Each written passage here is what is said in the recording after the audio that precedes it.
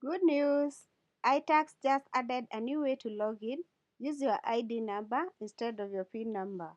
Just go to itax.kra.go.ke, select Login with ID number. Insert your ID number, then click Validate.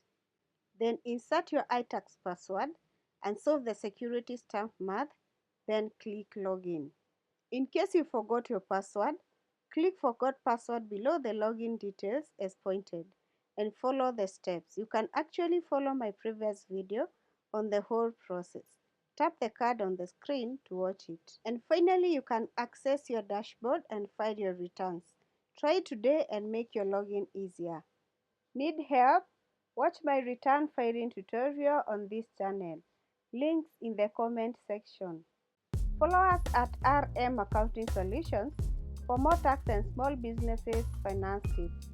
Please don't forget to like, to comment, and to subscribe. Thanks for watching and see you in the next video.